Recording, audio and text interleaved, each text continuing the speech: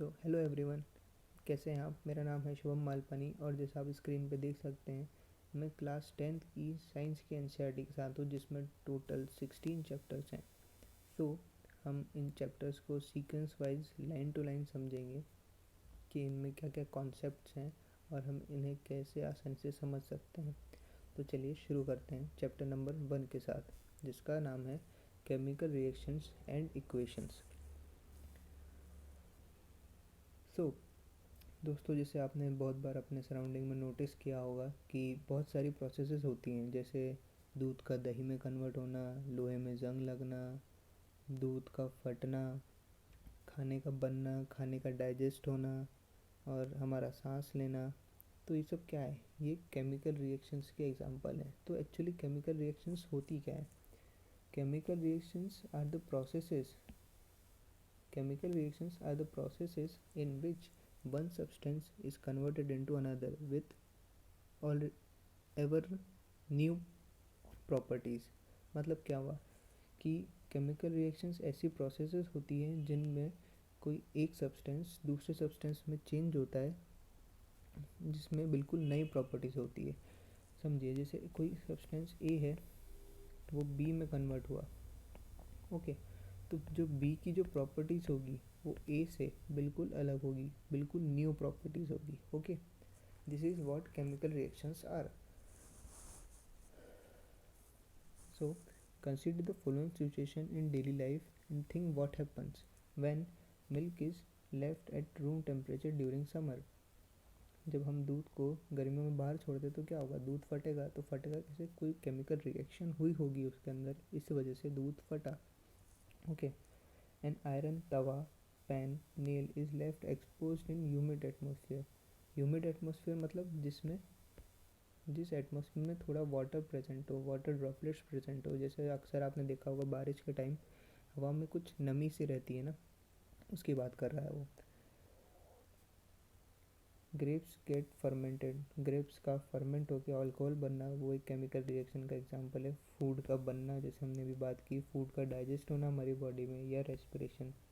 In all above situation, the nature and the identity of initial substance have somewhat changed। Yes, जो हमने बात की, जो initial substance था A और जो प्रोडक्ट बना उससे B, इसकी जो प्रॉपर्टीज़ है वो A से बिल्कुल अलग है। Okay, we have already learned about the physical and chemical changes of matter in our previous classes। Whenever a chemical change occur, we can say that chemical reaction has taken place। जब भी कोई chemical change होगा reaction में तो हम कह सकते हैं कि केमिकल रिएक्शन हुई है।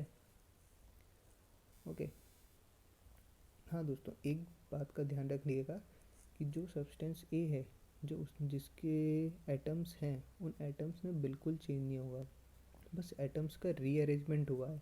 जो पुराने बॉन्ड्स थे वो टूटे हैं और नए बॉन्ड्स बने हैं। ओके, तो एटम में कोई चेंज नहीं हुआ है, बस एटम्स का रीअरेंजमेंट हुआ है।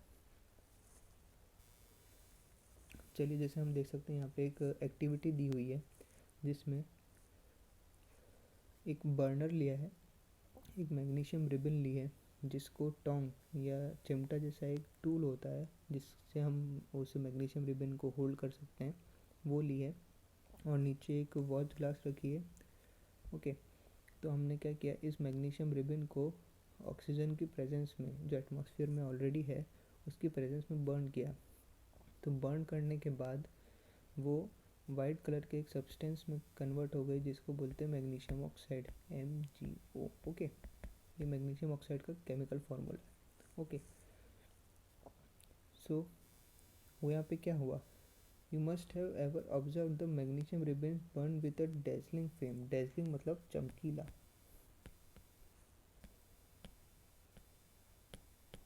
ओके, चमकदार या चमकीला। ओके, चमकीला।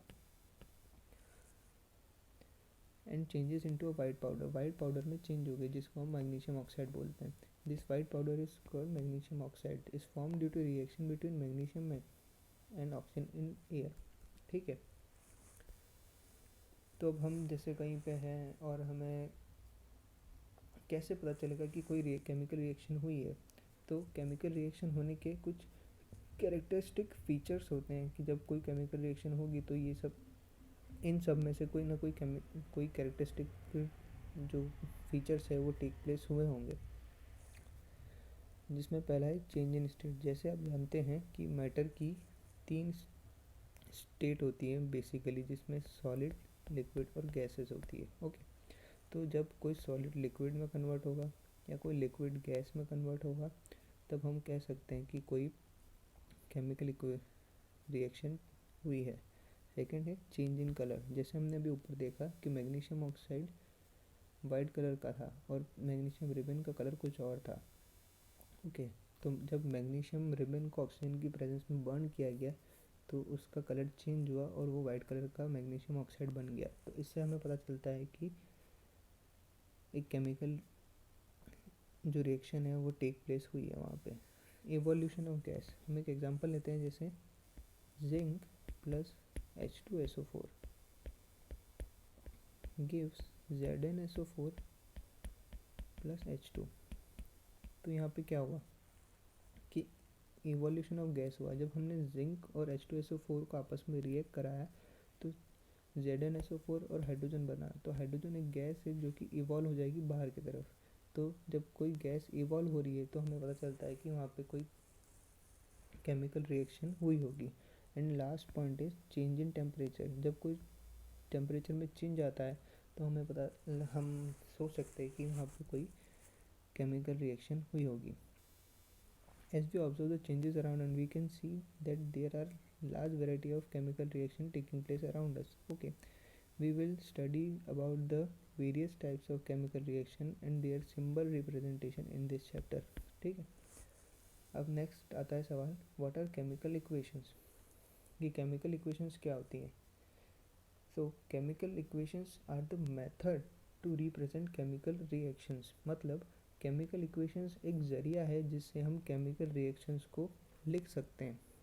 अ method, chemical equations are the method to represent chemical reactions. Okay, तो जैसे हमने एक्टिविटी 1 के में described as when magnesium ribbon is burned in oxygen to get it gets converted to magnesium oxide. This description of a chemical reaction is in a sentence quite long. Okay, it can be written in any shorter form. The simplest way to do this, okay, जैसे हमने अभी हमने एक reaction discuss की थी जिसमें magnesium को oxygen की प्रेजेंस में बर्न करके मैग्नीशियम ऑक्साइड बनाया गया था। तो जब इस इक्वेशन को हम सेंटेंस में लिखते हैं तो ये काफ़ी लंबी है और इनकन्वीनियंट है, जिसे हम बार बार बोलना नहीं चाहेंगे। तो क्या कोई ऐसा तरीका है जिससे हम इस केमिकल इक्वेशन को या केमिकल रिएक्शन को कुछ शॉर्ट फॉर्म में लिख सकते हैं?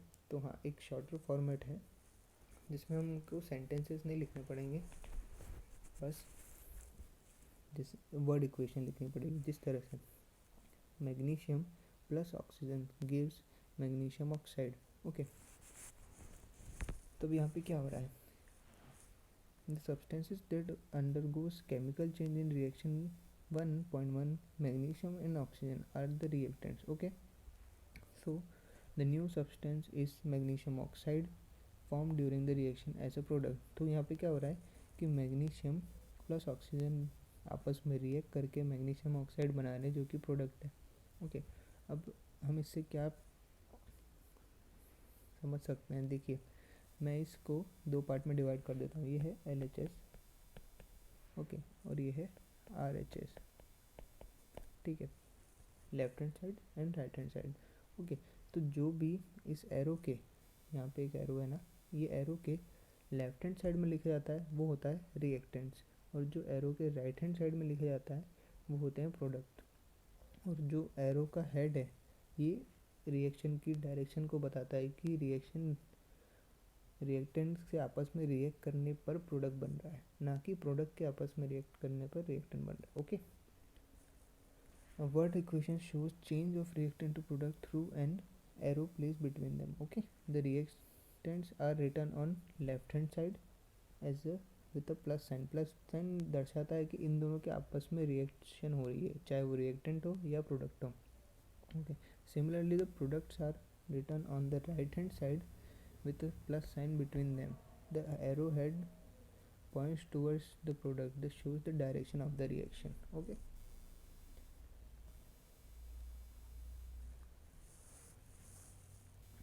हमने अभी एक इसको वर्ड इक्वेशन के फॉर्म में लिखा, क्या इससे भी कोई छोटा तरीका हो सकता है जो कि और कॉन्साइज हो और काफ़ी छोटा हो, जिससे हमें बार बार इतना सब नहीं लिखना पड़े, जहाँ ना हमारा टाइम वेस्ट हो और ना ही इतना अट्रैक्टिव लगता है। तो हम देखते हैं केमिकल इक्वेशन को लिखने का और कोई छोटा तरीका है। Is there any shorter way of representing chemical equations? Chemical equations can be made more concise and useful if we use chemical formulas instead of words. Okay, तो हम chemical formulas use करेंगे. A chemical equation represent a chemical reaction. Okay, chemical equation represent a chemical reaction. If you can recall formula of magnesium, oxygen and magnesium oxide, the above word equation can be written as magnesium plus oxygen gives magnesium oxide. अब हमने क्या किया है, word equation की जगह हमने chemical formulas का use किया है। जैसे कि मैग्नीशियम का होता है Mg, ऑक्सीजन का होता है O2 और मैग्नीशियम ऑक्साइड जो बना उसका फार्मूला होता है मैग्नीशियम ऑक्साइड। अब आपको ये सोचने की ज़रूरत नहीं है कि इतने सारे कंपाउंड्स हैं, इतने सारे एलिमेंट्स हैं, तो हम सबके केमिकल फार्मूले कैसे याद रखेंगे। ये अपने आप धीरे धीरे प्रैक्टिस के साथ जैसे जैसे हम बढ़ते जाएंगे वैसे वैसे हमें याद होता जाएगा अपने आप। तो no need to worry about that. Okay, अब एक और इम्पॉर्टेंट चीज़ आती है कि क्या ये केमिकल रिएक्शन बैलेंस्ड है। केमिकल रिएक्शन का बैलेंस और अनबैलेंस होना, चलिए वो समझते हैं। इसको हम समझते हैं, जैसे आपने कभी एक सीसो देखा ही होगा, सीसो गार्डन में क्या ऐसा होता है, एक बार don't think about the drawing that much, पर हाँ इसमें एक बीच में एक बैलेंस करने के लिए लगा है। यहाँ पे एक पर्सन यहाँ बैठा होगा, एक यहाँ बैठा होगा, ठीक है। अगर इसको हम मान लीजिए ऐसे डिवाइड कर देते हैं, ये हो गया LHS, ये हो गया RHS, ठीक है। तो अगर जो कोई पर्सन बैठा है LHS साइड में, अगर इसका वज़न ज़्यादा है तो ये नीचे जाएगा ऑफ कोर्स, ठीक है, ये नीचे जाएगा, नीचे जाएगा और ये ऊपर जाएगा। और अगर RHS वाले का वेट ज़्यादा है तो ये नीचे जाएगा और ये ऊपर जाएगा, है ना। और अब समझिए कि अगर सेम कंडीशन है,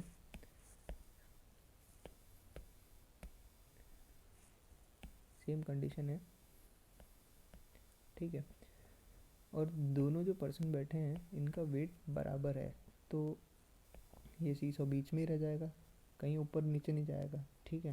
तो this is a balance condition, ठीक है। सो मतलब क्या हुआ, जब जो जो मास है दोनों तरफ LHS और RHS में अगर ये बराबर है तो इक्वेशन इज़ बैलेंस। मान लीजिए इधर 10 ग्राम है तो इधर भी 10 ग्राम होगा, तो reaction is balance. Now let's see what the book is saying to us. Okay, count and compare the number of atoms of elements on LHS and RHS of the arrow. Okay, तो ये क्या कह रही है कि number of atoms count कीजिए दोनों तरफ LHS और RHS में। इसको हम डिवाइड कर देते हैं, ये वाली साइड हो गई LHS, ये हो गई RHS, RHS, RHS। ओके, हम इसको एक count the number of atoms. Okay, तो एक हम टेबल बना लेते हैं, ठीक है, जिसमें इधर हमने एटम्स लिख दिया, इधर LHS लिख दिया, इधर RHS लिख दिया। अब वो हमें कह रहा है कि count and compare the numbers of atoms of each element on the LHS and RHS of the arrow. Left hand side में मैग्नीशियम के कितने एटम्स हैं और लेफ्ट हैंड साइड में ऑक्सीजन के कितने एटम्स हैं, ठीक है, यही वो कंपेयर करने के लिए बोल रहा है ना। तो देखते हैं, इधर 1 एटम है LHS में, सो 1, इधर भी RHS में भी 1 है मैग्नीशियम का, देख लीजिए ये 1, तो 1। ओके, अब ऑक्सीजन की बारी, इधर ऑक्सीजन की 2 एटम है, ठीक है, ये 2 एटम, पर इधर RHS में एक ही है, एक atom. Is the number of atoms of each element on the on the same side, is the number of atom of each element the same on the both the sides? नहीं, number of element same कहाँ है, magnesium same है पर oxygen same नहीं है. Oxygen L H S में 2 oxygen है और आर एच एस में सिर्फ एक. If yes then equation is balance. No, equation is not balance. If not, then the equation is unbalanced because the mass is not the same on both sides of the equation. Yes, मास दोनों तरफ एक जैसा नहीं है. मास कैसे, देखिए magnesium एक है, मैग्नीशियम इज 24. ओके, या 24 gram and oxygen is 16. One oxygen is 16, so 32. Okay, 4 6, ये 56. So this is 56 gram on L H S side. ये मास हो गया एल एच एस साइड. और आर एच एस में कितना हुआ, 24 प्लस ओनली 16 क्योंकि एक ही ऑक्सीजन है. तो this is only 40 gram. So then ये आर एच एस में, ये एल एच एस में, तो दोनों तरफ मास सेम नहीं है, तो इक्वेशन इज अनबैलेंस. ओके, तो सवाल आता है कि हम मास देख ही क्यों रहे हैं दोनों तरफ. हमें मास की क्या ज़रूरत है कि हम इक्वेशन देखें बैलेंस है या अनबैलेंस्ड है, या हम देखें ही क्यों. तो इसके पीछे एक कारण है कि एक लॉ आता है, law of conservation of mass, जिसमें कहा जाता है कि the mass can neither be created nor be destroyed. तो जो मास है न बनाया जा सकता है न डिस्ट्रॉय किया जा सकता है इन अ केमिकल रिएक्शन. ओके, तो समझिए, अगर ए बी में कन्वर्ट हो रहा है और ए का मास अगर 10 ग्राम है तो बी का भी मास 10 ग्राम ही होना चाहिए, तभी इक्वेशन बैलेंस्ड है. वरना अगर आपने यहाँ पे तो ले लिया 10 ग्राम और बना यहाँ पे मान लीजिए कुछ 8 ग्राम ही बन रहा है, तो 2 ग्राम जो मास है वो कहाँ गया, वो कहाँ लॉस्ट हो गया. तो ऐसा नहीं हो सकता. एक बैलेंस इक्वेशन में जितना आपने रिएक्टेंट का मास लिया है उतना ही मास प्रोडक्ट का बनेगा. ऐसा नहीं है कि कम ज़्यादा हो जाएगा. Okay, so let us back to what the book is saying. Recall the mass of conservation that you studied in class 9th. Mass can neither be created. This the statement of the law. Mass can neither be created nor be destroyed in a chemical reaction. Okay. This is the total mass of, that is the total mass of the element present in the products of a chemical reaction has to be equal to the mass of element present in the reactants. ठीक है. In other words, the number of atoms of elements remain the same before and after a chemical reaction. Hence, we need to balance a skeletal chemical reaction. Okay. अब इन्होंने एक example दिया है, word equation दी है, जिसे हम balance कर देखते हैं पहले कि बैलेंस है कि नहीं. चलिए, ठीक है. इन्होंने लिया है zinc plus H2SO4 gives ZnSO4 plus hydrogen gas. Okay, so सबसे पहले हमें बोला गया है कि नंबर ऑफ एटम्स काउंट किए जाएं LHS में और RHS में. ठीक है, तो हम टेबल बना लेते हैं फटाफट.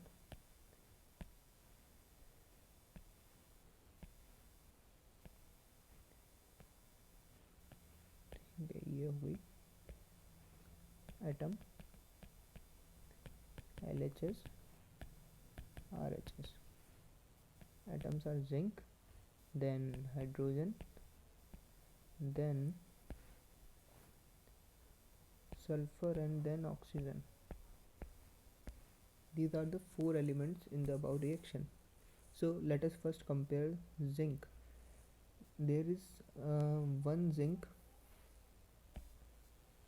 ठीक है, there is one zinc, okay, in LHS, so 1, and only a single zinc atom in RHS, so 1. तो zinc atom है balance. Okay, Let us take hydrogen. There are two hydrogen atoms, two in LHS, so two. In RHS there are two hydrogen, so two. Okay. Let us take sulfur. Okay, there is a single sulfur atom in LHS, so one. There is a single sulfur atom in RHS, so one. Okay. Now the last element, oxygen. Oxygen is 4 on LHS.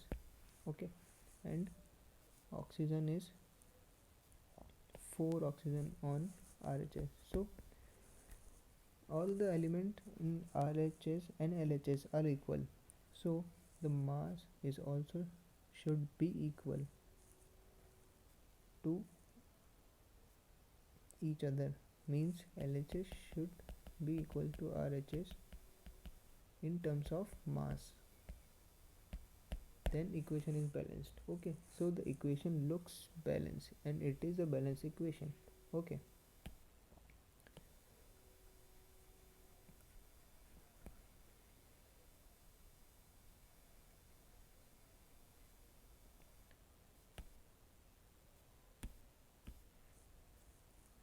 so let us begin with our next example. This is Fe plus H2O. Fe plus H2O gives Fe3O4 plus hydrogen. So चलिए इसको हम balance करने की कोशिश करते हैं. ठीक है.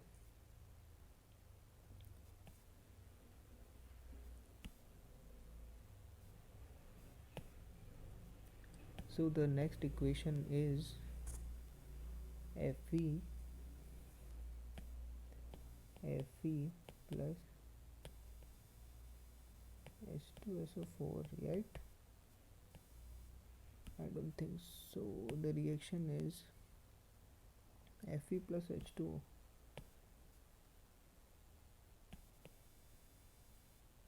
Fe plus H2O gives Fe3O4 plus H2, right? Yep. So let's try to balance this. First of all, we will make a table.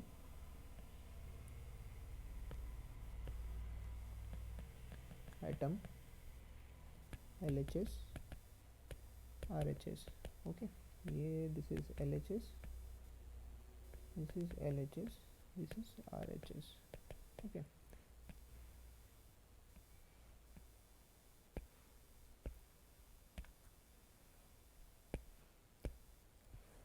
first of all, the atoms. This is Fe, iron, hydrogen and oxygen.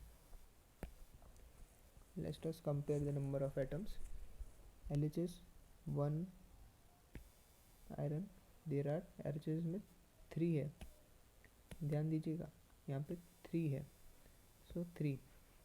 Now it's look like that the reaction is not balanced, so let us continue with hydrogen. There are 2 hydrogen on LHS and there are 2 hydrogen in RHS also. Now term of oxygen, there is a single oxygen atom, so 1, and there is 4 oxygen atoms in RHS. So clearly the equation seems to be an imbalanced one. So let us try to balance this. First, let us start with the compound which has maximum number of atoms in it. In this equation we have Fe3O4. Okay, so let us try to balance first oxygen. Okay, how should we balance oxygen?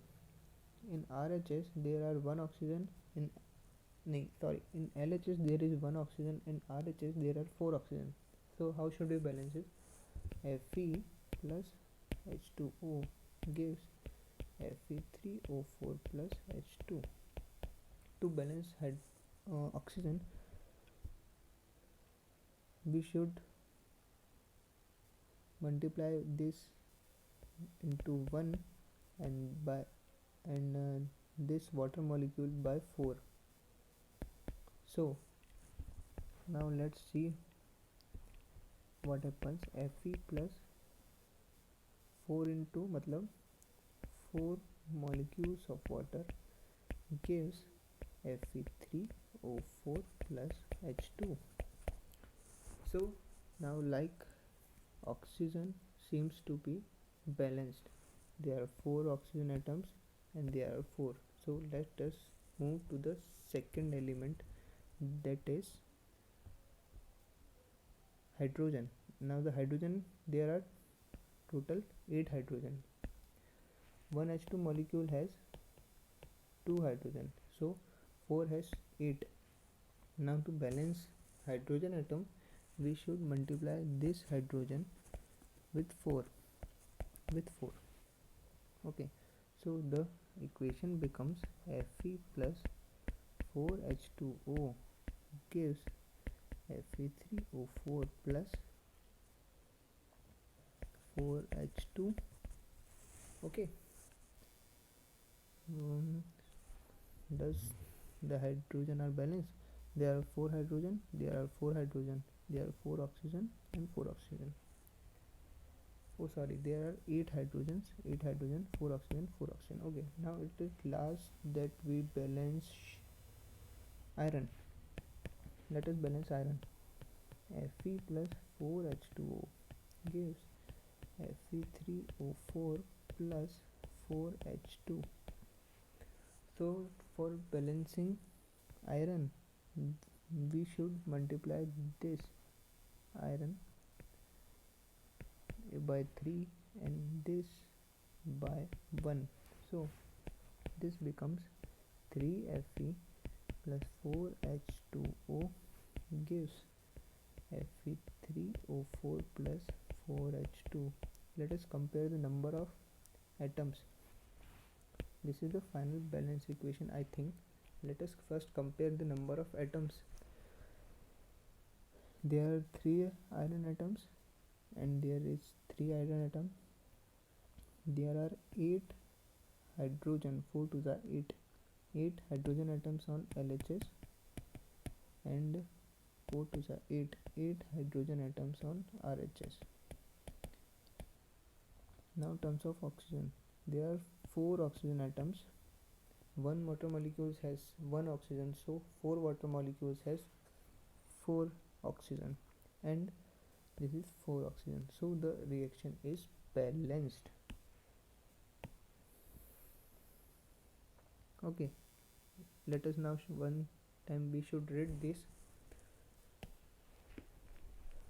First step, to balance a chemical equation, first draw boxes around each formula. Do not change anything inside the boxes while balancing the equation. Okay, तो first step हमें balance करने के लिए जो elements हैं इनके आसपास boxes बना देनी चाहिए. Okay, the second step list the number of atoms of different element present in the unbalanced equation. तो हमें एटम्स की नंबर्स लिखने हैं जो भी एलिमेंट हैं उनके. सो एलिमेंट है, जैसे हमने टेबल बनाई थी, एलिमेंट है इधर आयरन, हाइड्रोजन, ऑक्सीजन. इधर है LHS में उनका नंबर कितना है, RHS में उनका नंबर कितना है. Okay, and we should compare them as we did earlier. So the step third is, it is often convenient to start with the compound that contains maximum number of atoms. This is important. When you do practice, just keep that point in mind. It is often convenient to start balancing the compound that contains maximum number of atoms. जैसे हमने लिया था सबसे पहले Fe3O4, ये ऐसा compound है जिसमें मैक्सिमम नंबर ऑफ एटम्स थे. ओके, इसीलिए हमने सबसे पहले इसको चुना था. It may be reactant or product. Okay, is that compound, select the element which has maximum number of atom. अब आपने जो कंपाउंड चुना है उसमें जो एलिमेंट सबसे ज़्यादा मात्रा में है, इसमें ऑक्सीजन था, तो हमने सबसे पहले ऑक्सीजन बैलेंस किया, तो ऑक्सीजन लिया जाए. तो in that compound select the element which has maximum number of atom. Using these criteria, select Fe3O4 and the element oxygen in it. Okay, जैसा हमने अभी किया. जैसे हमने देखा था कि इक्वेशन में ऑक्सीजन बैलेंस नहीं है, इधर 4 ऑक्सीजन थे और इधर एक ही था, तो हमने इसे बैलेंस कैसे किया था, हमने वाटर को, एक वाटर मॉलिक्यूल में 4 ऑक्सीजन होते हैं, तो 4 वाटर मॉलिक्यूल में कितने ऑक्सीजन होंगे, 4, तो हमने इसको 4 से मल्टीप्लाई किया और इधर 4 ऑलरेडी थे, तो ऑक्सीजन बैलेंस हो गया. To equalize the number of atoms, it must be remembered that cannot alter the formula of the compound. ये याद रखना ज़रूरी है कि जब भी हम किसी एलिमेंट को मल्टीप्लाई करें किसी नंबर से, तो उसका केमिकल फार्मूला चेंज नहीं होना चाहिए. H2 है तो H2O ही रहेगा, ओके, ना कि H2O4 हो जाएगा या H2O होल 4 हो जाएगा. Okay, next steps come. Iron and hydrogen are still not balance. Okay, हाँ, तो हमने सबसे इसके बाद क्या किया था, हमने हाइड्रोजन बैलेंस किया था. ओके, हमने कैसे किया था, हमने जब 4 से मल्टीप्लाई किया था तो इधर हाइड्रोजन के एटम्स 8 हो गए थे, क्योंकि एक हाइड्रोजन मॉलिक्यूल में 2 हाइड्रोजन होते हैं. ठीक है, तो 4 में कितने हुए, 8, पर इधर तो 2 ही थे. तो इसे कैसे बैलेंस किया जाए, हमने इसको बैलेंस करने के लिए क्या किया था, इस जो हाइड्रोजन है इसको 4 से मल्टीप्लाई कर दिया था. ओके, तो अगर एक हाइड्रोजन मॉलिक्यूल में 2 हाइड्रोजन है, तो 4 में कितने होंगे, 8, तो हो गया बराबर. ये Fe plus 4H2O gives Fe3O4 plus 4 hydrogen. Now hydrogen are also balanced. The fifth, examine above equation, pick up the third element. If not balance, अगर बैलेंस नहीं है तो एक और एलिमेंट लिया जाए जो इसको बैलेंस करना है. बचा क्या है इसमें, लास्ट, आयरन. जैसे हमने देखा था, इक्वेशन थी Fe plus 4H2O. 4H2O gives Fe3O4 plus 4 hydrogen. Okay, तो हमने क्या किया, सब कुछ बैलेंस है, बस इधर 3 है, 3 आयरन के एटम्स है, इधर एक ही है, तो इसमें हमने क्या किया, 3 से मल्टीप्लाई कर दिया इसको. ओके, तो इधर 3 हो गए, तो यही हमने किया, रिएक्टेंट में 3 से मल्टीप्लाई कर दिया और इसको 1 से कर दिया. Okay, to equalize Fe we take 3 atoms on LHS. Finally check the current balance equation. We count number of atom on both sides. हमने नंबर ऑफ एटम्स दोनों तरफ गिन लिए. इधर 3 आयरन है, इधर 3 आयरन है, इधर 4 2 जा 8, 8 हाइड्रोजन एटम्स है, इधर भी 8 है, इधर 4 वाटर मॉलिक्यूल्स है, मतलब 4 ऑक्सीजन हुए, तो इधर 4 है, इधर भी 4 है. So the equation is completely balanced now. Okay, let us move forward. The number of atoms of element on both sides of equations are equal. This equation is now balanced. Okay, this method of balancing chemical equation is called hit and trial method, and we make trial to balance this by using small whole number as coefficients. Okay, ये जो हमने आगे ये लिखे थे ना whole number, इनको sociometric coefficients बोलते हैं. ओके, इसीलिए नंबर कॉफिशेंट यूज़ किया गया यहाँ पे नाम याद रखिएगा, ये सोशियोमेट्रिक कॉफिशेंट्स हैं. ठीक है, अब हम फिजिकल स्टेट्स को दर्शाने के लिए, मतलब कौन सा एलिमेंट सॉलिड है, लिक्विड है, गैस है या कोई सॉल्यूशन एक्वस है, ये सब दर्शाने के लिए क्या कर सकते हैं. Writing symbols of physical state. Careful examine the above balance equation 1.9. Okay, इस इक्वेशन को देखिए ध्यान से. ठीक है, does the equation tell us about anything about the physical state of equation reactant product. No information has given in this equation about their physical states. कि हमें किसी की इस रिएक्शन को देख के ऐसा लगता है कि इसमें किसी भी एलिमेंट की इन्होंने फिजिकल स्टेट हमें बताई है. नहीं, इसमें देख के हमें नहीं लग रहा है कि किसी ने फिजिकल स्टेट बताइए. To make a chemical equation more informative, the physical states of the reactant and product are mentioned along with the chemical formula. Okay, the gaseous, liquid, aqueous and solid, जैसे हमने भी यहाँ पे बात की थी. Okay, the notation जो use किया जाता है गैसेस के लिए वो G, लिक्विड के लिए L, aqueous के लिए AQ, solid के लिए S. The word above aqueous is written in the reactant aqueous, ठीक है। जब वाटर में रिएक्शन हो रही है तो एक्वस लिखा जाता है। सो जैसे ये इक्वेशन है, इससे हमें इसकी फिज़िकल जो स्टेट है एलिमेंट्स की या कंपाउंड्स की वो पता चलेगी। जैसे आयरन सॉलिड स्टेट में है, गैस स्टेट में जो है मतलब स्टीम में है जो है वो वाटर है।